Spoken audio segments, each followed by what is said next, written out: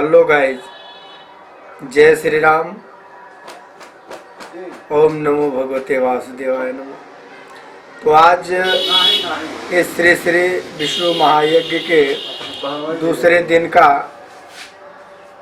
पहले प्रवचन का वीडियो, फिर सायंकालीन रासलीला का वीडियो आप लोगों के समक्ष में प्रस्तुत करने वाला हूं।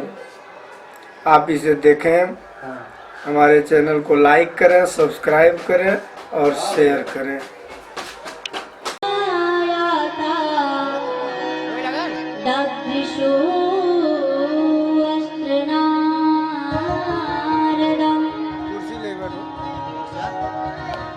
एक बार विशालापुरी बद्रीनाथ धाम में सनंदन, सनातन, सनत कुमार चारों भैया सत्संग के अर्थ से विचरण कर रहे थे, भ्रमण कर रहे थे कि कहीं संतों का दर्शन हो जाए, कहीं भक्त का दर्शन हो जाए तो भगवत चर्चा हो। देखिए, जब कोई शराबी होता है तो शराबी भैया लोगों को ढूंढता है, जो कोई जुआरी होता है तो जुआरियों को ढूंढता है, और जो कोई भक्त होता है वो भक्त को ही ढूंढता है कि कुछ भगवत चर्चा होगी, कुछ भगवत भजन होगा। तो सनत, सनंदन, सनातन, सनत कुमार चारों भैया सत्संग के अर्थ से भ्रमण कर रहे थे तो अचानक में नारद जी मिल गए। चारों भैया ने कहा, महाराज जय हो। परंतु नारद जी के मुखमंडल पे शोक छाया था, जैसे किसी कृपण का धन छीड़ हो जाता है, उसी प्रकार नारद जी के मुख पर शोक छाया था। चारों भैया पूछने लगे, कथम ब्राह्मण दीन मुख कुतः चिंता कुरो भवान। हे ब्राह्मण, हे नारद जी, आपके मुखमंडल पर ये शोक कैसा है? नारद जी फिर भी नहीं बोले। फिर भैया ने कहा, नारद जी, जब संसारियों को दुख आता है तो संतों के पास जाते हैं कि कुछ समाधान होगा, और जब संत ही दुखी होकर के घूमेंगे तो संसारी लोग किधर जाएंगे? बार बार कहने पे तब नारद जी बोले, भैया सुनो, आप हमारे दुख का कारण पूछते हैं तो सुनिए। एक बार मैं पृथ्वी का भ्रमण करने के लिए गया, सोचा जरा चलूं, जब से प्रभु इस धराधाम को छोड़ करके गए हैं तब से पृथ्वी लोक पर नहीं गया। चलता हूँ, देख लेता हूँ कि पृथ्वी पर संसारियों की क्या दशा है। परंतु महाराज, मैं काशी गया, हरिक्षेत्र गया, कुरुक्षेत्र गया, सेतुरंग गया, रामेश्वर गया, परंतु मुझे कहीं शांति नहीं मिली। फिर सोचा कि जरा संतों के यहाँ देख लेते हैं, परंतु महाराज वहाँ विडंबना ये है कि सारे संत पाखंड रहित हो गए हैं, पाखंडित हो गए हैं। वहाँ पे केवल लोग नाम के संत हैं। पूछा जाए ये बच्चे किसके हैं, जवाब आता है ब्रह्मचारी जी महाराज के। पूछा जाए ये शोर कहाँ से आ रहा है, जवाब आता है मौनी बाबा के यहाँ से। पूछा जाए ये मकान किसका है, जवाब आता है वैरागी बाबा का। महाराज केवल नाम के संत है, विवाह कर रहे हैं और नाम देते हैं ब्रह्मचारी जी महाराज का। महलों में रहते हैं ठाट बाटते और जवाब देते हैं वैरागी जी हैं, त्यागी जी हैं। शोर करते हैं, हल्ला करते हैं और नाम आता है मौनी बाबा हैं। महाराज ये सब देख के मेरा मन बड़ा ही अशांत हो गया। फिर मैंने सोचा जरा गृहस्थों के यहाँ देख लेता हूँ। वहाँ देखा महाराज, तब तो मेरा और भी मन अशांत हो गया। वहाँ क्या देखा, तरुणी प्रभुता के श्याल को बुद्धिदायक कन्या विक्रेण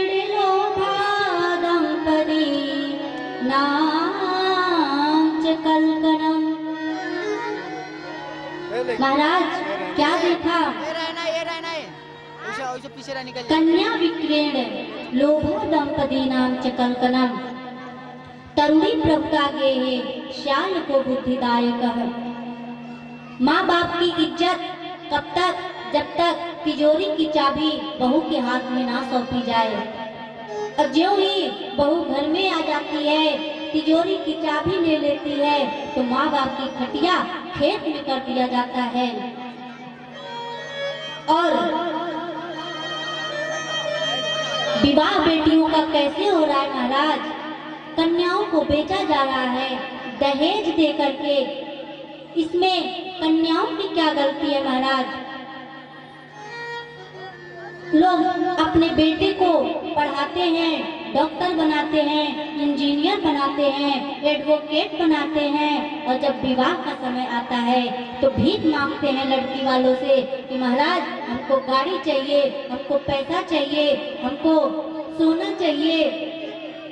माँ बाप पढ़ाते हैं बचपन से लेकर के विवाह तक, और जितना बचपन से लेकर विवाह तक खर्चा आता है वो सब बेटी के ससुराल वालों से वसूल लिया जाता है। तो महाराज ये सब देख करके मेरा मन बड़ा ही अशांत हो गया। कन्याओं को लोग बेच रहे हैं दहेज के लिए, और संधि कब तक? सम मतलब होता है मतलब समान, जब समान बुद्धि मिले उसे कहते हैं संधि। परंतु आजकल जब धन धन मिले तभी संधि बनाते हैं लोग। महाराज मैं बड़ा परेशान हो गया।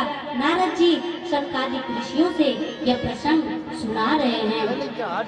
किसी स्त्री ने कहा भगवान से कि प्रभु हर युग में नारियों को ही दुख क्यों भोगना पड़ता है, क्यों सहना पड़ता है? द्वापर से लेके सतयुग तक, सतयुग से लेके त्रेता तक, त्रेता से लेकर के कलयुग तक महाराज केवल नारियों को ही दुख सहना पड़ा है। त्रेता में सीता मैया दुख सही, वन वन जंगलों में लकड़ियां काट करके अपने बच्चों का भरण पोषण की। द्वापर में द्रौपदी जी सही अत्याचार, और कलयुग में मीरा जी सही। स्त्री ने रो रो करके प्रभु से कहा इसके वाणी को सुनिएगा, और आप लोग भी जरा भगवान से प्रार्थना कीजिएगा कि प्रभु अगर संसार में भेजना तो अपनी भक्ति के अलावा मेरा मन कहीं ना लगे, यही मेरे ऊपर कृपा बनाइएगा। स्त्री रो रो करके भगवान से कहने लगी, हो नारी का भाग्य भगवन तूने कैसा बनाया है, नारी का भाग्य भगवन तूने कैसा बनाया है, नारी का भाग्य भगवन नारी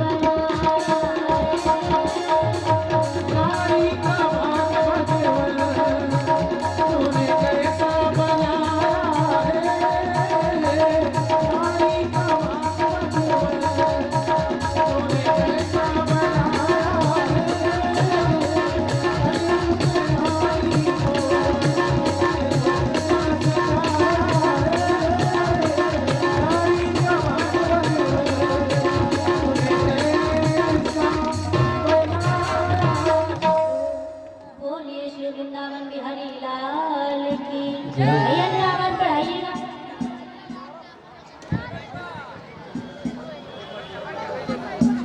तो नारद जी ने आराम से सुनो, भजन सुना रहे हैं, याद करो कैसे अपने दुख का कारण बताओ। तब स्त्री ने कहा, मेरा नाम है अहम भक्ति रीति ख्याता, इमौ में तनयो मतो, ज्ञान वैराग्य नामानो, काल योगेन जर्जरौ, काल योगेन जर्जरौ। मेरा नाम भक्ति है और ये मेरे दोनों पुत्र ज्ञान और वैराग्य हैं।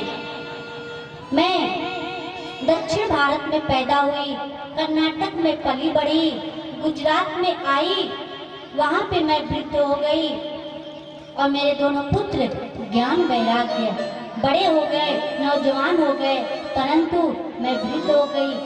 गुजरात में मुझे बहुत दुख सहने को मिला। फिर मैं वृंदावन आई और वृंदावन में क्या हुआ महाराज, वृंदावनम पुनः प्राप्यम नवीनेव शुरू पीढ़ी। मैं वृंदावन में नौजवान तो हो गई यूं, परंतु मेरे दोनों पुत्र ज्ञान वैराग्य वृद्ध हो गए।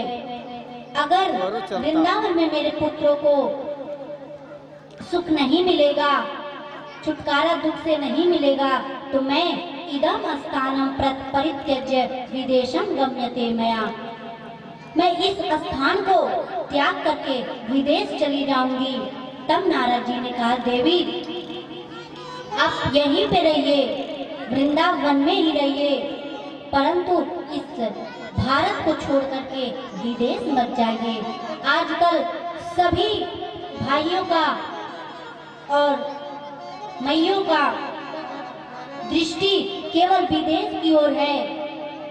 संतों का भी यही हाल है, चाहे वक्ता हो या कोई संत हो, सबका दृष्टि विदेश की ओर जाता है। जब तक 2-4 देशों का परिभ्रमण ना कर लें, तब तक ख्याति प्राप्त नहीं होती है, तब तक कोई नहीं जानता है कि कौन है, कहाँ के हैं, कहाँ से आए हैं। नारद जी बोले, देवी आप भारत में ही रहिए, वृंदावन में ही रहिए, मैं आपके दुख का नाश करूंगा। नारद जी बैठ गए यमुना के पुलिन तट पे और ज्ञान और वैराग्य के कानों में गीता, उपनिषद, चारों वेद, 18 पुराण सब सुना डाले, परंतु ज्ञान वैराग्य थोड़ी सी जगह फिर मूर्छित हो जाए, फिर अचेत हो जाए। तब नारद जी बड़े परेशान हो गए कि महाराज अब मैं क्या करूं, ज्ञान वैराग्य तो तैयार ही नहीं हो रहे हैं, उठ ही नहीं रहे हैं, जग ही नहीं रहे हैं, मैं क्या करूं। तुरंत आकाशवाणी हुई कि नारद जी सत्कर्म करिए, सत्कर्म करेंगे तब जाके ज्ञान वैराग्य की मूर्छा दूर होगी। नारद जी ने कहा कि अब तक मैं क्या कर रहा था, मैंने गीता सुनाया, वेदांत सुनाया, शास्त्र सुनाया, पुराण सुनाया, नहीं मूर्छा दूर हो गई। और सत्कर्म, ये तो सत्कर्म ही है। तब आकाशवाणी ने कहा, नारद जी सत्कर्म ही कीजिए। आकाशवाणी भी स्पष्ट बात नहीं बताई, केवल सत्कर्म बताई। नारद जी बड़े परेशान हो गए कि कम से कम नाम बता देते कि ये पुराण सुनाइए, ये सुनाइए, तब जाकर के ज्ञान वैराग्य की मूर्छा दूर होगी। परंतु आकाशवाणी भी गोल मटोल की बात करके रह गई। नारद जी परेशान हो गए। तब जाकर के मैं बद्रीनाथ आया। नारद जी सुना रहे अपने भाइयों को, सनक सनातन सनत कुमार को, ये सारा प्रसंग नारद जी पृथ्वी लोक पर आकर के किए थे, यही प्रसंग नारद जी सुना रहे हैं। तब कहते नारद जी, भैया ये मेरे दुख का कारण रहा, अब बताइए मैं क्या करूं। और यहाँ वृंदावन में नारद जी भक्ति महारानी को सांत्वना देते हैं कि देवी कयाधु नंदन प्रहलाद की जो रक्षा किए, खंभे से अवतार लेकर के वो प्रभु कहीं चले नहीं गए। जो द्रौपदी की रक्षा किए, भरी सभा में लाज लूटी जा रही थी, वो प्रभु महाराज मैंने इतना वेद पुराण सुना डाला, शास्त्र सुना डाला, और इस श्रीमद् भागवत से क्या होगा? सारे वेद पुराणों का सारी तो भागवत है। तब सनकादिक कहते हैं, अगर आम का पेड़ है और उस पे फल लगा है, और फल की बजाय आप पत्ते खाइए, उसकी टहनियों को खाइए, तो भला आम का स्वाद देगा? नहीं देगा। ठीक तब जाकर के ज्ञान वैराग्य की मूर्छा दूर होगी। नारद जी कहे, महाराज तो सुनाएगा कौन? आप ही सुना दीजिए, मैं वक्ता कहाँ ढूंढने जाऊं? तब हरिद्वार में सनक सनंदन सनातन सनत कुमार चारों भैया के लिए मंच बनाया गया। चारों भैया रेती के मंच पे बैठे हैं, विराजमान हुए हैं। अब यहाँ एक बात आती है कि जहाँ पे चर्चा हो रही थी बद्रीनाथ में, क्या वहाँ कथा नहीं हो सकती थी? हो सकती थी, परंतु श्रोता नहीं मिलते। बद्रीनाथ में तो गिने चुने लोग जाते हैं, और जो जाते हैं उनकी भी समाधि लग जाती है। तो हरिद्वार में इसलिए भागवत रखा गया क्योंकि हरिद्वार बीच में पड़ता है, बद्रीनाथ उससे आगे है और हरिद्वार बीच में, और हरिद्वार के नीचे वृंदावन है।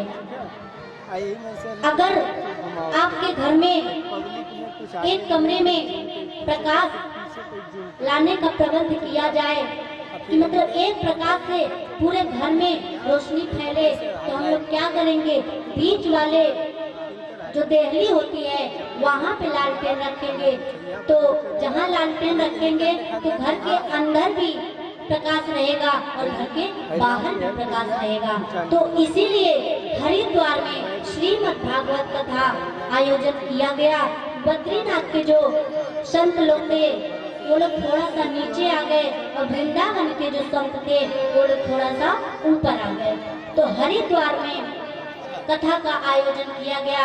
चारों भैया विराजमान हुए, सारे श्रोता लोग आए, शिष्य लोग अपने गुरुओं के साथ आए, गृहस्थी लोग अपने पतियों के साथ आए, अपने बच्चों के साथ आए, और हरिद्वार में कथा प्रारंभ हो गई। चारों भैया कथा करने लगे। देखते ही देखते बीच में ज्ञान वैराग्य और भक्ति मैया आ गई। भक्ति श्रुतौ तौ तरुणो गृहीत्वा प्रेमैकरूपा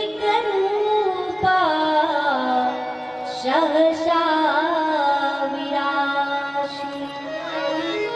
श्री कृष्ण गोविंद हरे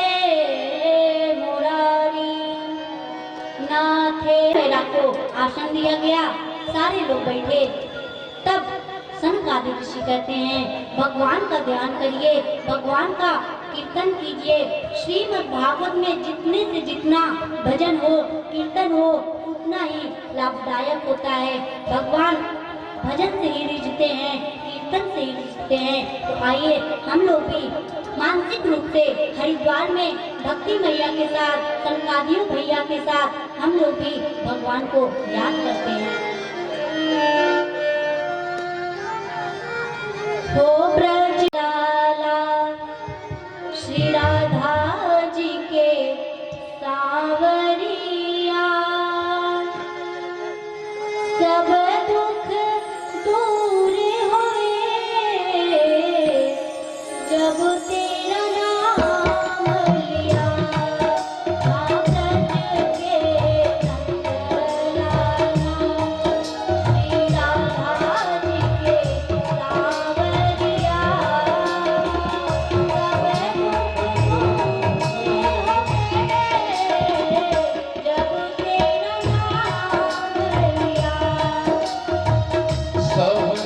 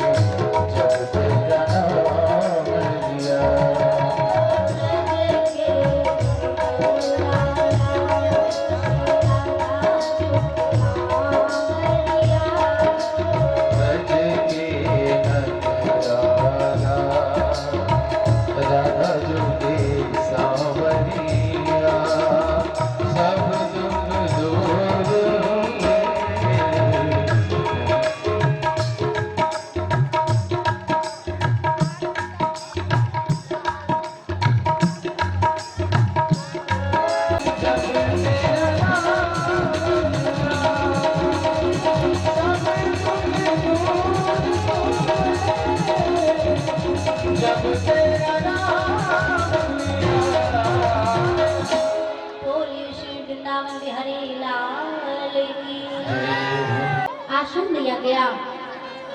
वहाँ पे ये कथा चल रही है हरिद्वार में। तब नारद जी प्रश्न करते हैं, महाराज ये बताइए कि अगर इस कथा को कोई पापी से पापी व्यक्ति सुने, क्या उसका भी कल्याण हो सकता है? तब शंकादिक ऋषि बोले, भैया आप पापी की बात ही छोड़ दीजिए। पाप करने के बाद कदाचित मर जाए, मरने के बाद वो कथा सुने, उसका भी कल्याण हो जाएगा। नारद जी बोले, जय हो महाराज, क्या बात कही आपने। पापी तक तो ठीक था, जीवित सुनता तो शायद कल्याण हो जाता, परंतु मरने के बाद सुनेगा तो क्या कल्याण होगा? क्या कोई प्रमाण आपके पास है? तब शंकादिक ऋषि बोले, हाँ, मैं आपको एक इतिहास की घटना सुनाता हूँ। तब शंकादिक ऋषि सुनाने लगे कि तुंगभद्रा नदी के किनारे एक गांव बसता था, जिस गांव में एक आत्मक देव नामक ब्राह्मण रहते थे। बड़े ही धर्मशील, धर्मात्मा, सज्जन व्यक्ति थे, परंतु चिंता एक ही बात की थी, दुख एक ही बात का था कि उनके घर में कोई संतान नहीं थी। धन तो उनके पास बहुत था, हर तरीके से वो संपन्न थे, परंतु संतान न होने के कारण हमेशा दुखी रहते थे। एक बार आत्मक देव जी सुने, सोचे कि सभी लोग ताना मारते हैं कि बेटा नहीं है, बेटा नहीं है। मैं वृक्ष जो लगाता हूँ वो भी फल नहीं देता, वो भी सूखा निकल जाता है। जो मैं गाय रखता हूँ वो भी बंध्या निकल जाती है। मैं बड़ा ही लगता है पापी हूँ, इसलिए मुझे इस धरती पे जीने का अधिकार नहीं है। आत्मदेव जी बड़े दुखी हुए और घर से निकल दिए, जंगल में चले गए। एक कुएं के किनारे बैठ करके सोच रहे हैं कि मैं आज अपने प्राण को त्याग दूंगा। कुएं में जा करके कूदने ही वाले थे, तब तक एक संत जी आ गए। संत जी पकड़ लिए, बोले, ब्राह्मण क्यों आत्महत्या करने जा रहे हो? क्या हुआ तुम्हें? तुम्हारा दुख का कारण क्या है? तब आत्मदेव जी बोले, महाराज मेरे घर में कोई संतान नहीं है। मैं जो गाय रखता हूँ वो भी बंधिया निकल जाती है। जो पेड़ लगाता हूँ उसमें से भी कोई फल नहीं होता है। सारे लोग मुझे ताना देते हैं कि आत्मदेव को कोई संतान नहीं है, कोई बेटा नहीं है, कोई बेटी नहीं है। महाराज मैं दान करता हूँ तो लोग दान नहीं लेते हैं, मुझे अशुभ मानते हैं, इसलिए मैं इस धरती पे अब नहीं रहूंगा, मैं प्राण त्याग दूंगा। तब संत ने कहा, क्या बेटा बेटियों के चक्कर में पड़े हो? राजा सगर के 60,000 पुत्र थे, क्या उनको कोई सुख हुआ? नहीं। वो माया त्याग दो, भगवान के भजन में लग जाओ। आत्मदेव जी बोले, अरे बाबा बैरागी आप हो, आप क्या जानो संतान का सुख। जब छोटे से बच्चे तोतली जुबान से पापा पापा कहते हैं तो बड़ा अच्छा लगता है। महाराज अगर देना ही है तो मुझे पुत्र दीजिए, नहीं तो अभी मैं इस कुएं में कूद करके अपनी जान दे दूंगा। संत जी बोले, राम राम, हम तो सोचे थे कि भगवान के लिए रो रहा है, ये तो संतान के लिए रो रहा है, अब मैं क्या करूं? तब आत्मदेव जी बोले, अगर पुत्र नहीं देंगे तो आपके चरणों में सर पटक पटक करके मर जाऊंगा और आपको ब्रह्म हत्या लगेगी। तब संत जी ने कहा, आपके ललाट पे लिखा है कि 7 जन्मा अवधि तब पुत्र नहीं बचे। आपके 7 जन्मों तक आपके भाग्य में कोई संतान नहीं है। आत्मदेव जी और रोने लगे। दुख तो पहले से ही था और जब 7 जन्मों का सुन लिए तब तो और रोने लगे। बोले महाराज अब तो मुझे पुत्र अवश्य चाहिए, अगर पुत्र दे सकते हैं तो दीजिए, नहीं तो आपके चरणों में सर पटक पटक करके मर जाऊंगा। तब संत जी बोले ठीक है मैं देता हूँ, पर मेरी एक बात याद रखना, बेटा बेटियों से सुख नहीं मिलता है, सुख तो केवल प्रभु के भजन में, प्रभु के कीर्तन में ही मिलता है। आत्मदेव जी बोले महाराज आप दीजिए पहले। तब संत ने एक फल दिया और कहा इदम पत्न्याम भक्ष्याम तव पुत्र, आप अपने पत्नी को ये फल खिला दीजिएगा और आपके घर में सुंदर सा बालक होगा।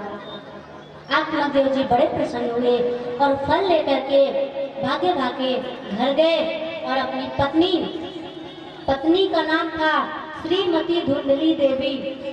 धुंधली से बोले अरे भाग्यवान सुनती हो, आज हमको एक संत मिले हैं और फल दिए हैं, बोले फल खा लेना तुम्हारे बेटा हो जाएगा। धुंधली बड़ी चलाक थी। धुंधली मतलब होता है बुद्धि, और बुद्धि बहुत तर्क वितर्क करती है। धुंधली अपने कुतर्क की कैंची से काटने लगी और मन ही मन सोच रही है क्या फल से बेटा होता है, पता नहीं कौन से बाबा के चक्कर में पड़ गए, ये बाबा लोग ढोंगी होते हैं, फल दे दिए, फल खिला देना बच्चा होगा। आत्मदेव जी तो फल दे करके चले गए, गांव में शोर करने लगे अब मेरे घर में बेटा होगा, अब मैं भी अपने बेटे को खिलाऊंगा। और इधर धुंधली फल लेकर के सोच रही है खाऊं कि ना खाऊं, खाऊं कि ना खाऊं। तब तक एक पड़ोसन आ गई, बोली अरे बहन क्यों चिंता में हो तुम। तब धुंधली बोली क्या करूं बहन, ना जाने कहाँ गए थे और कोई संत ने इनको फल दे दिया है और बोला फल खाने से पुत्र हो जाएगा। पड़ोसन ने कहा अरे बहन सही तो है, तेरे घर में कम से कम बच्चा तो आएगा और संत लोगों का आशीर्वाद बहुत कम लोगों को ही मिलता है, तू फल खा ले तेरे घर में बेटा अवश्य होगा। तब धुंधली कहती है ना फल मैं नहीं खाऊंगी, अगर फल खा लिया कदाचित गर्भवती हो गई और गर्भवती हो जाऊंगी तो पेट निकलेगा और जब पेट निकलेगा तो भोजन कम होगा और जब भोजन कम होगा तो मैं दुबली पतली हो जाऊंगी और जब दुबली पतली हो जाऊंगी तो बीमार पड़ जाऊंगी और बीमार जब पड़ जाऊंगी तो मर जाऊंगी। तब पड़ोसन ने कहा अरे बहन ऐसा कुछ नहीं होता है, तुझे कुछ नहीं होगा, तू फल खा ले तेरे घर में बच्चा अवश्य होगा। फिर धुंधली कहती है ना बहन मैं ये फल ना खाऊंगी, मैं सुनी हूँ कि सुखदेव जी महाराज माँ के पेट में 12 वर्ष थे और कदाचित मेरा भी पुत्र 2-4 जो मन करे तू कर। मैं तो चली, पड़ोसन चली गई। फिर उसकी बहन आई, तब बहन बड़ी चालाक थी, उसके 10-12 बच्चे थे पर वो गरीब थी और धुंधली बड़ी धनवान थी। धुंधली की बहन आई, बोली क्या हुआ बहन, बोली अरे बहन क्या बताऊं, इतना जाने कहाँ गए थे, फल लाए हैं और बोले खा लेना बच्चा होगा। धुंधली की बहन बोली अरे बहन तू इन सब के चक्कर में ना पड़ना, ये बाबा लोग बड़े ही जादू मंत्र वाले होते हैं, कहीं तुझे टोना दे दिए तो, और टोना दे दिए तू मर जाएगी, फल मत खाना, ये बाबा लोग ढोंगी होते हैं, तू मत खाना फल। मेरा आपकी बच्चा जो होगा वो मैं तुझे दे दूंगी और तू बदले में मुझे थोड़ा धन दे देना, मैं इनका मुंह बंद करा दूंगी। अपने पति को बोली। धुंधली बोली ठीक है बहन। अब गई फल गैया को खिला दी और 9 महीने के बाद धुंधली की बहन का बच्चा हुआ। रातों रात उसकी बहन ला करके दे दी और भी बालक हुआ जो देखने में तो बिल्कुल मनुष्य जैसा था, परंतु उसका कान गाय के समान था, इसलिए उसका नाम गौकर्ण रखा गया। और धुंधली का जो बच्चा था जो उसकी बहन दी थी तब आत्मदेव जी को बताई, महाराज पुत्र हो गया। वो तो नाटक पहले से कर रही थी, जब टाइम आ गया, 9वां महीना लग गया, पुत्र आ गया। तब आत्मदेव जी को बताई, सुनो जी बेटा हो गया, बड़ा सुंदर बालक है। आत्मदेव जी बड़े प्रसन्न हुए, खूब बधाइयां लुटाने लगे, खूब गांव वालों को मिठाई खिलाने लगे, खूब नेक देने लगे। आत्मदेव जी मन ही मन सोचे, मेरा नाम आत्मदेव और मेरे बेटे का नाम परमात्मा देव। पर धुंधली बोली, सुनो जी 9 महीने मैंने रखा है, बड़े आए नाम रखने वाले, मेरा नाम धुंधली तो मेरे बेटे का नाम धुंधकारी, तो बेटे का नाम धुंधकारी। परंतु धुंधकारी महादुष्ट हुआ और गौकर्ण जी, गौकर्ण पंडितो ज्ञानी, धुंधकारी महाफल है। धुंधकारी बड़ा ही दुष्ट हुआ, बड़ा ही नालायक हुआ। बच्चों को, छोटे छोटे बच्चों को खिला करके ले जा करके कुएं में ढकेल देता था, पटक देता था कुएं में, चोरी करता था, मदिरा पान करता था, जुआ खेलता था। और गौकर्ण जी महाराज, क्योंकि संत के फल के द्वारा गौकर्ण जी का प्राकट्य हुआ था, इसलिए वो भगवत भजन में रहते थे, वेद शास्त्र पढ़ते थे, भगवान का भजन करते थे। परंतु धुंधकारी बड़ा ही दुष्ट हुआ। एक दिन धुंधकारी अपने पिता आत्मदेव जी को पीटने लाया और पीटने लगा डंडे से। बोल, पिताजी ने कहाँ धन छुपाया है, ला मुझे, ला चाबी मुझे दे, लॉकर की चाबी मुझे दे। धुंधली बोली, बेटा अब कोई धन नहीं है, सारा धन तो तूने बर्बाद कर दिया, जितना भी धन था मैंने तुझे ही दे दिया। धुंधकारी बोला, झूठ बोलती है, अभी मैं तुझे मार दूंगा। धुंधली बेचारी बड़ी परेशान थी, रोने लगी और रात में कुएं में जाकर के गिर गई, प्राणांत हो गया उसका। तब धुंधकारी अकेले अब रहने लगा, आजाद हो गया। और इधर गौकर्ण जी महाराज सोचे, पिता को भी मार दिया, माता को भी मार दिया, अब मेरा नंबर है, मैं खिसक लूं नहीं तो मेरा नंबर अब लगाएगा। धुंधकारी तो अब रह रहा है घर में, और गौकर्ण जी निकल दिए तीर्थ यात्रा के लिए। धुंधकारी एक दिन बहुत बड़े राजा के यहाँ से चोरी करके लाया था और 5 वैश्याओं को अपने घर में रखा था। जब उस दिन धन चुरा करके लाया तो वैश्याओं ने सोचा कि लगता है आज बहुत बड़े राजा के यहाँ से चोरी करके लाया है, अब कहीं पकड़ा गया तो ये तो जेल में जाएगा ही और हम लोगों को भी जेल में भिजवाएगा। राजा को बोल देगा कि मैं चोरी इन 5 के लिए करता हूँ। अब देखिए 5 वैश्याएं कौन है, 5 इंद्रियां, आँख कान नाक जीभ त्वचा, 5 इंद्रियां ही बड़ी ही घातक होती हैं। 5 इंद्रियों के बस में हम लोग भी रहते हैं। इसी प्रकार धुंधकारी 5 वैश्याओं के साथ रह रहा था। तब वैश्याओं ने सोचा कि क्यों ना हम सारा धन छुपा ले और इसको मार दे, धन भी मिल जाएगा और छुटकारा भी इससे मिल जाएगा। उन लोगों ने रात में बंदोबस्त बनाया, व्यवस्था किया, धुंधकारी को बहुत सारा मदिरा पान करा दिया और चारपाई में हाथ पैर बांध दिया और घर में ही गड्ढा खोद दिया और उसके मुख में जलती हुई अंगार, उसके मुख में आग लगा दिया। धुंधकारी तब भी नहीं मरा, फिर जाकर के खूब ढेर सारा अंगारा ला करके उसके मुख में डाल दिया। धुंधकारी तड़प तड़प करके मर गया। वैश्याओं ने उसी घर में, उसी कमरे में जहाँ गड्ढा खोदा था, उसी गड्ढे में धुंधकारी को दफना दिया और वैश्याएं धन लेकर के चली गई। तब गौकर्ण जी को जब पता चला कि मेरे भाई धुंधकारी अब नहीं रहा, माता पिता भी नहीं रहे, तो गया जी में श्राद्ध कर दिए। अब एक दिन गौकर्ण जी आए तीर्थ यात्रा से, घर में विश्राम किए। तो अचानक से रात के 12 बजे एक काला सा भैंसा रो रहा है।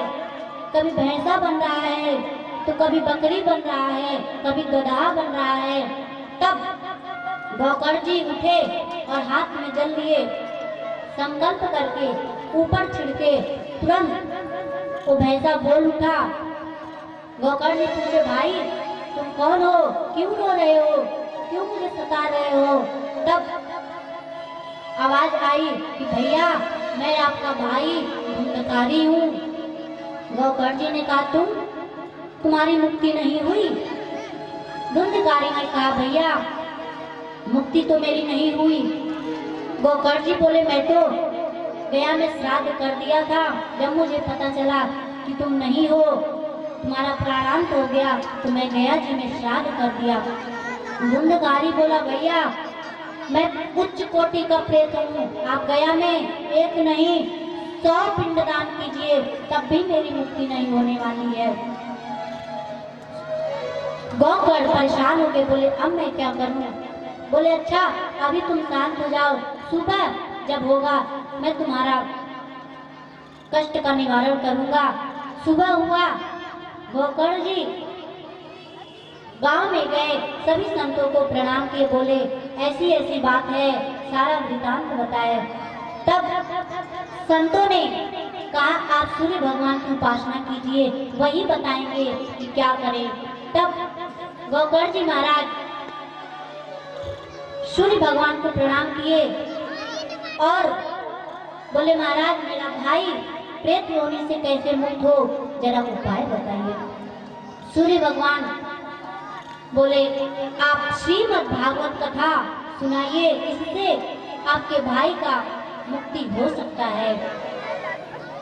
आज तब गौकर्ण जी महाराज आषाढ़ मास में श्रीमद् भागवत कथा का आयोजन किए और एक 7 ग्रंथि वाला बांस वहां पे लगाए, क्योंकि धुंधकारी तो हवा था, प्रेत योनि में हो चुका था, वो कहीं बैठ नहीं सकता, इसलिए उस बात में आकर के समा गया। प्रथम दिन की कथा में प्रथम गांठ चटक गई, दूसरे दिन की कथा में दूसरी गांठ चटक गई, ऐसे ऐसे करके 7वें दिन की कथा में 7 ग्रंथियां टूट गई और धुंधकारी की मुक्ति हो गई। उस 7 गांठ से धुंधकारी का दिव्य रूप प्रकट हुआ। तब सुखदेव जी बोले, गौकर्ण जी बोले, भैया आप कौन हो? बोले, भैया पहचाने नहीं, मैं आपका भाई धुंधकारी। बोले, इतना दिव्य रूप? बोले, हाँ ये श्रीमद् भागवत की कथा की कृपा से हुआ है।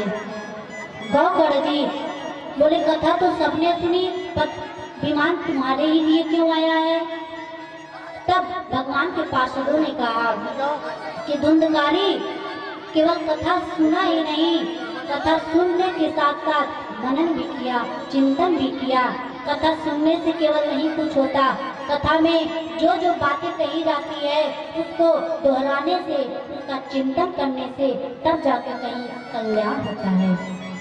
तब गौकर्ण जी रामवासी उस विमान में भगवान के साथ परम धाम को गए। जैसे अयोध्या के राम जी अयोध्या वासियों के साथ गए थे परम धाम को साकेत लोक में, उसी प्रकार गौकर्ण जी के साथ साथ सारे ग्रामवासी भगवान के परम धाम को गए।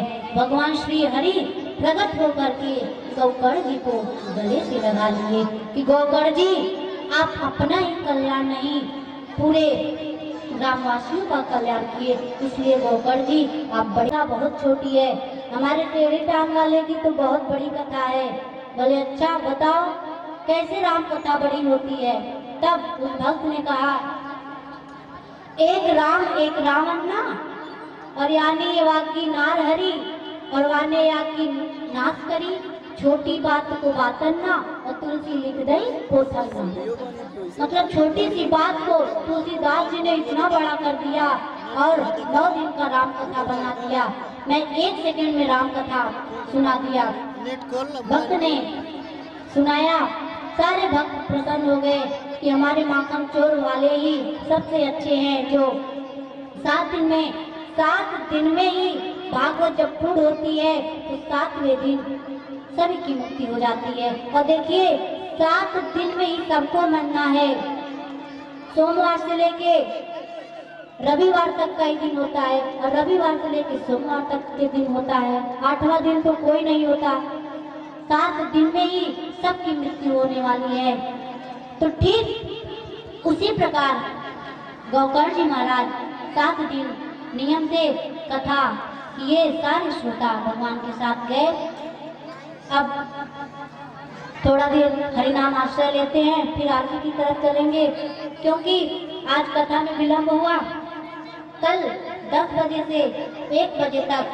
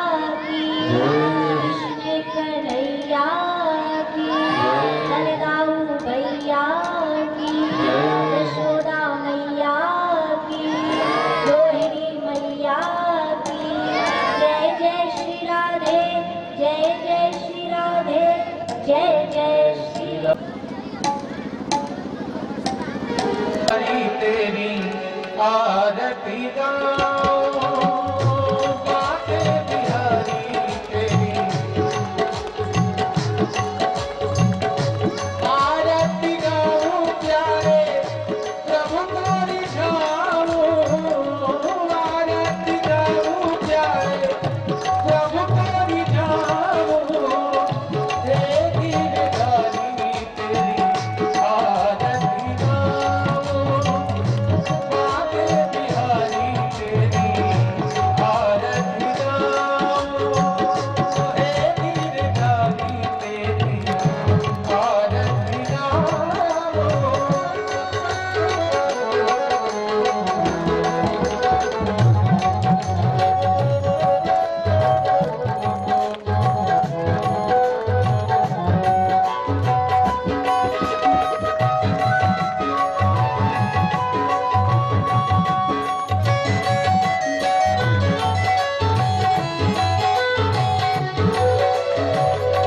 चरणों से निकली गंगा प्यारी, चरणारी उन चरणों के मैं दर्शन पाऊं, तेरी निगारी तेरी आरती गाऊं।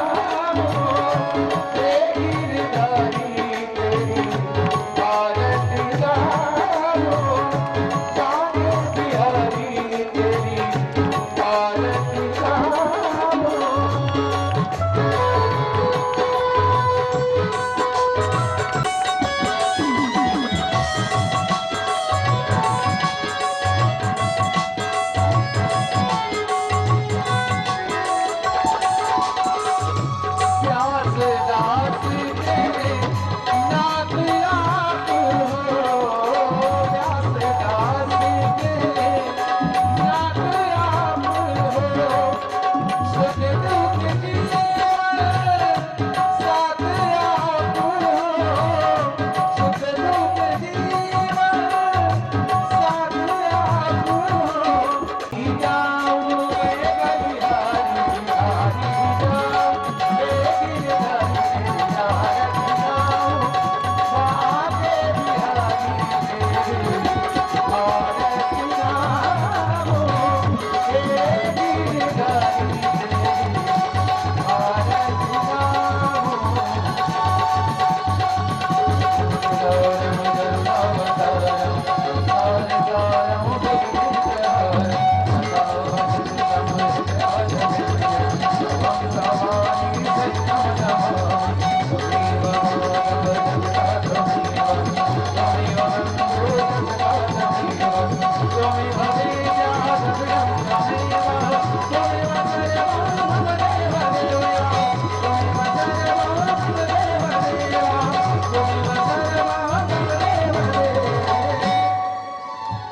राधा कृष्ण भगवान की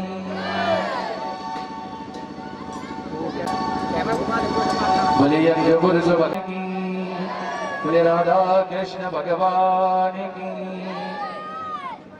सभी लोग यथास्थान बैठ जाएं।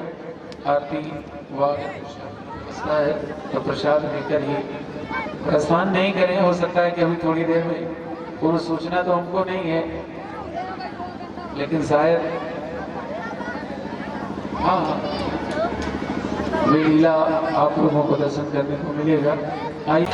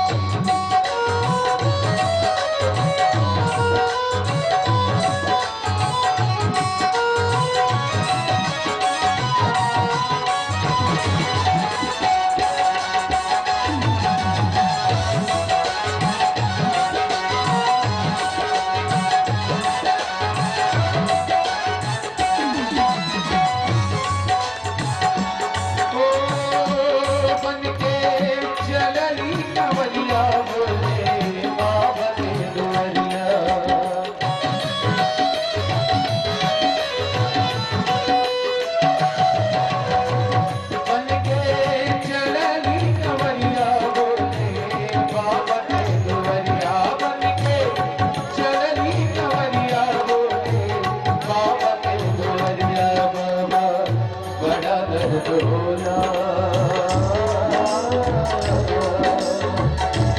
बाबा बड़ा दर्द होला बाबा बड़ा दर्द होला सगरो बदनवा में बाबा कांवर लेके आई बहू सबनवा में बाबा कांवर लेके आई बहू सबनवा में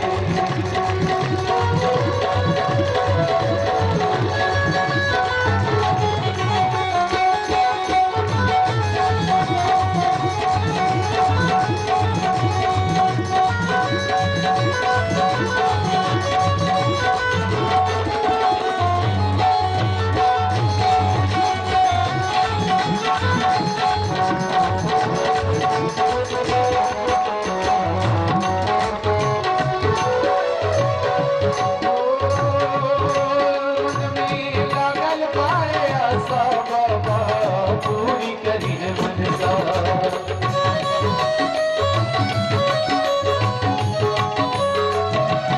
मन में लागल पाए आशा बाबा पूरी करी है मनसा मन में लागल पाए आशा बाबा पूरी करी है मनसा जब से देख ले बारी लोगे जब से देख ले बारी कहोगे जब से देख ले बारी कहोगे सपनवा में बाबा कांवर लेके आई बहू सपनवा में बाबा कांवर लेके आई बहू सपनवा में